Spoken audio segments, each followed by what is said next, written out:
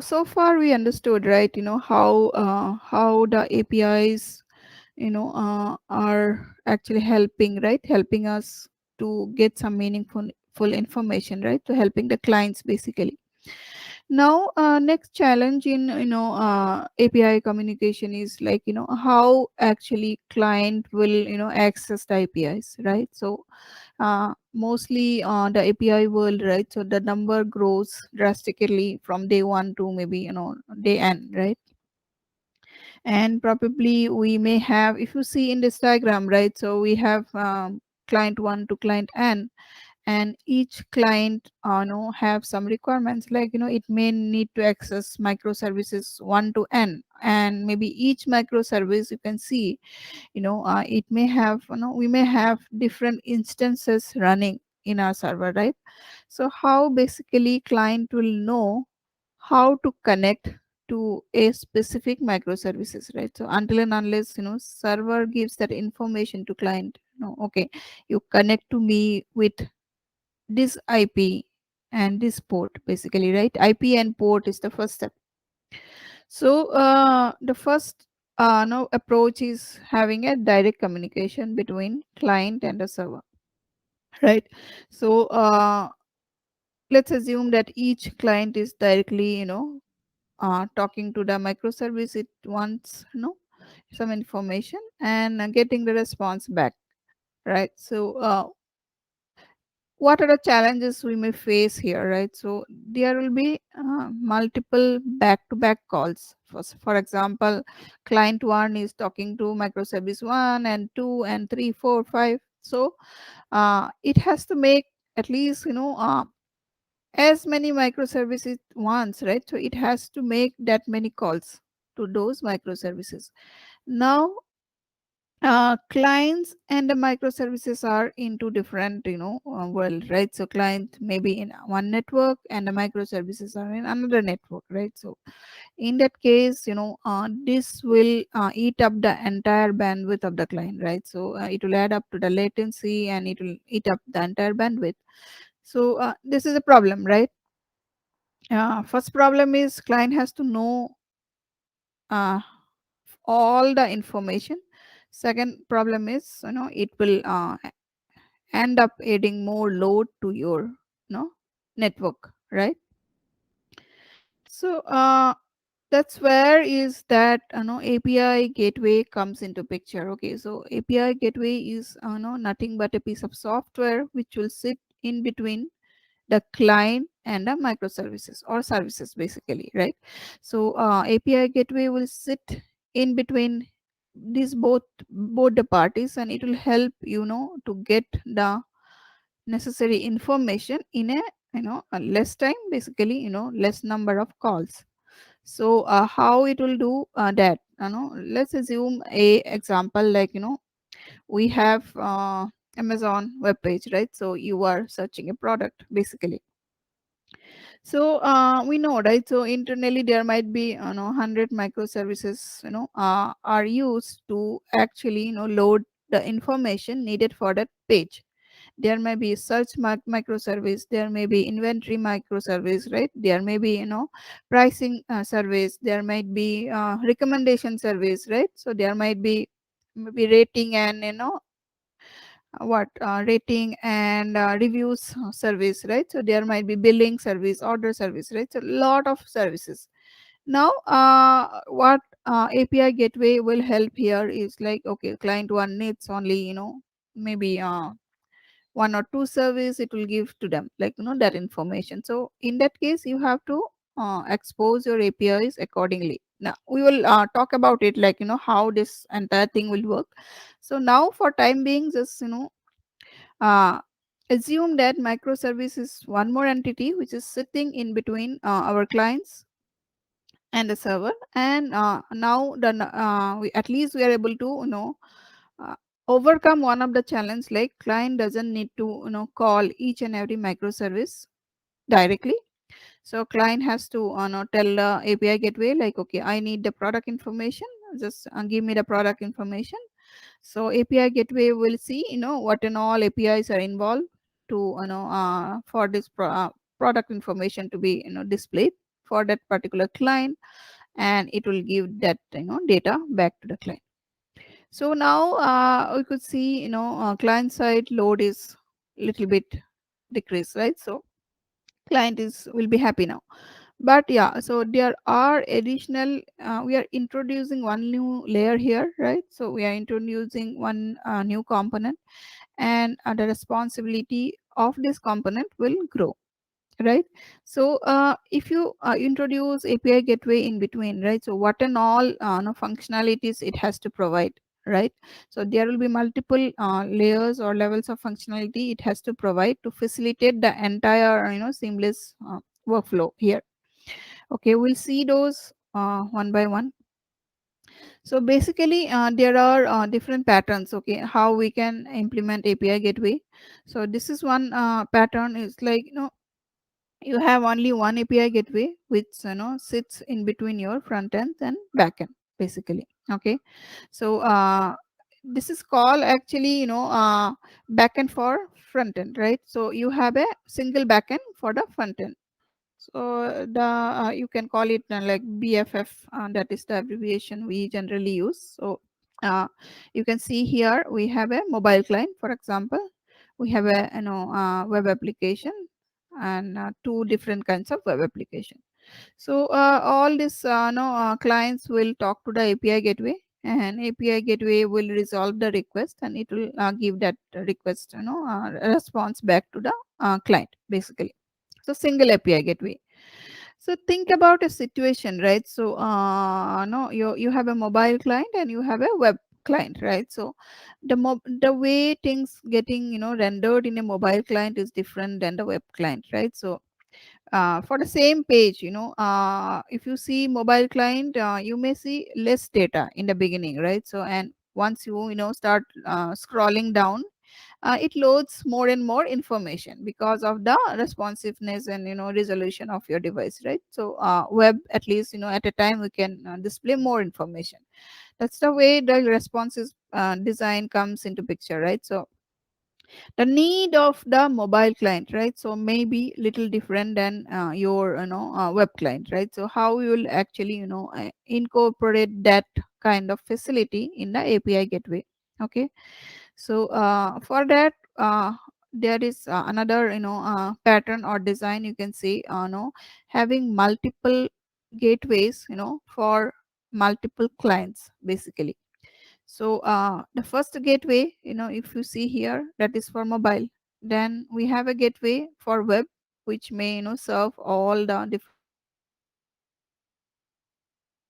clients. So what it will do, no, you are actually resolving or dividing the load here, and giving a very specific gateway for your client as per the client need, right? So mobile gateway may not fetch all the data in a single shot, right? So the API mobile separate gateway can actually help in that case to make the number of calls, to reduce the number of calls basically to another extent. Okay, as per the client need. And now web is free for serving the web clients, whatever web clients you have. If you have any other suppose you have tomorrow you have a desktop application also, which may need some specific request, and which requests are microservices are different than API on this mobile and a web. So you can introduce one more API gateway here for specifically for the desktop application. Okay, so this is again a call no backend for front end pattern, right? So you are actually creating no special backend for each front end, right? Front end need you have. SPA is a single page no single page web application. If you know Angular and all supports like single page application. Additional web app means no it's a multi-page, and then the regular ones. Let's talk about some different patterns, how actually API gateway helps basically. Okay, so there is one pattern called offloading pattern, and that means you are offloading some of the functionalities from your microservices to the gateway.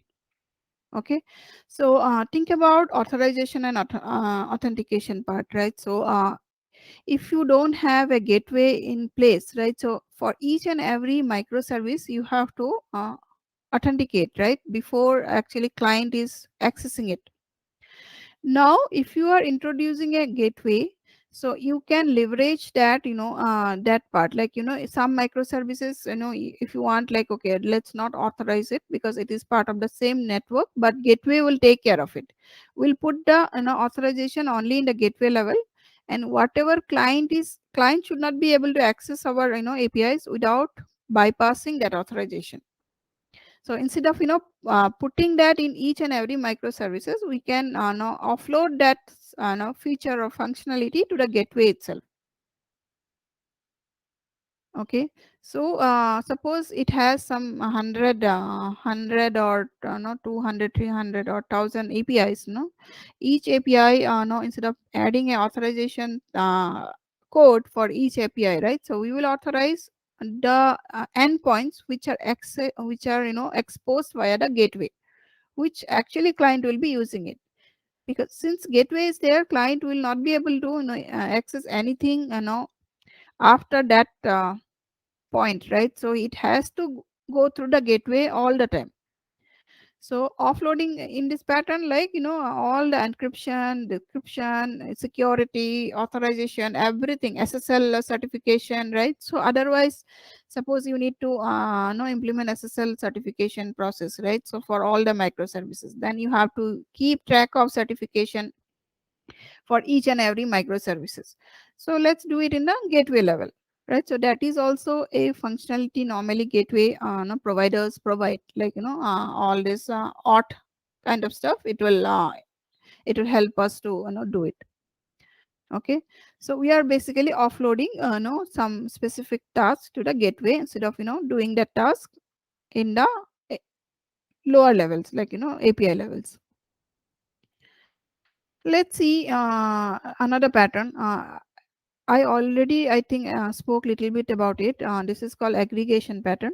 So suppose, client wants, some information, like, as I told before, product information basically, and the product information consists of many other, small informations, right?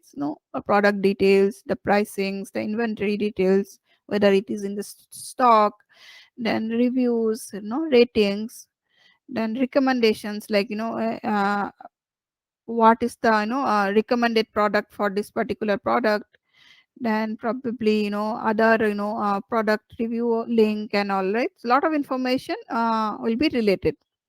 So suppose client want that information, and it is, sending a call to the API gateway, like, API gateway have exposed an URL, like, slash product info. The client is calling that. So API gateway should know actually what are the microservices it needs to call to get that information. Okay, so the request one from client to the API gateway, then request two will go to the microservice one, and microservice one will send again a response back to the API gateway. Then API gateway again call to for request three, and it will get a response back. Then maybe, request 4 we need, so it will call the microservices and then getting the response. Now, the final output has to be passed to the client basically, right? So the response 5 will be the aggregation of, the response 2, 3 and 4, and client is making only one call here, but the gateway is making these 3 calls. Now if you can ask me, like, since the number of calls are actually quite similar, right? So although the call is reduced from the client side, still the gateway has to make those calls, like, that is again a limitation here, like, the gateway side hopping we are increasing, but API gateway and the services might be part of the same network, right? So we can assume that, the performance will be faster here than, allowing the client to make all the calls directly. Although, yeah, there will be latency involved, but yeah, still we can actually be with that, right? So we can still consider like, okay, we will go ahead with the API gateway here. So these are in high level the functionalities the API gateway can provide. Okay, so one thing is authentication and authorization. As I told, like, it can authenticate your APIs. Basically, you can offload that functionality to API gateway. Next thing is service discovery and service registration. So we'll talk about it in detail in upcoming slides. So basically, it will help the client to know where to connect, basically, so it will help in that. Then it will also help in caching the responses. API gateway, you can add caching policies, you can add quality of service or retry policies, or whatever policies you want to implement for the APIs, you can enforce those policies in the gateway level. Another important thing is like load balancing, as you told, right? API gateway is a main functionality. One of the main functionality is load balancing. Suppose you have here only you have multiple no instances of microservice one running, right? So uh, you should know, like, which services having how much load, and depending on the load it will maybe redirect the request to another instance, right? Or if some instance is down, it should be able to take the information from the registry and connect to the next available service. So load balancing is very much important here. Okay, so client should not do the load balancing. It is the on a server or the gateway responsibility. Then your logs and tracing, correlation between the logs. So all logging activities, API gateway should actually be able to provide you logs, because it will have more information, right? Because it will be actually doing the middleman job here, right? So each API will be adding creating some logs. And suppose you are a developer and you want to see all the logs, because you for your functionality. So API gateway should be able to give you that kind of information. Maybe you can expose another logging internal API which will give the logs. Okay. So yeah, IP allow listing or IP whitelisting, blacklisting, you can do. You can decide on what are the clients supported, what are the, and if you want to blocklist some IP addresses, you can do. Again, if API gateway is not there, right? So IP allow listing or blocklisting is be a problem. So who will take the responsibility? Server will take, or the client will take? It will be like hanging in between. So here, API gateway can actually take a decision, right? And yeah, versioning, right? So your APIs, you need to maintain the versioning of the APIs also. So your gateway should know which is the latest version deployed, right? Which is the running latest version. So versioning also it can take care. Another important thing is monitoring of your APIs. So your health monitoring, like it will maybe periodically ping the microservices, right? So and check if it is alive, or if it is not working, what steps should be taken, right? So all those things will come into picture. Even your rate limiting and throttling, right? So suppose you want to limit uh, uh, for a client, you want to limit, like number of calls per day for a specific API, right? So and if it cross that number of calls, now you will charge more, like based on the number of calls. So your pricing and throttling, all those things you can control using API gateway. So it's a all way, it, you can say it is a manager kind of stuff which will manage all the things in between the consumer and the provider. If you remember our initial discussions, I was talking about this API world, what are the components, right? So API management, API consumers and API providers, right? So this API gateway you can relate to a API manager kind of stuff which will manage the entire thing for you. Okay. You really don't need to care about how much you need to charge, or your if you want to deploy new policies, and now you want to track the logs, you want to discover or authentication, authorization, everything will be taken care. Okay. And another important thing here, 1 second. Yeah. Now, suppose tomorrow your microservice 2, right? So here we have microservice 1, 2, and n. So microservice 2, you have split it into two more nano service. Okay. So you have your ratings, recommendations and ratings or section.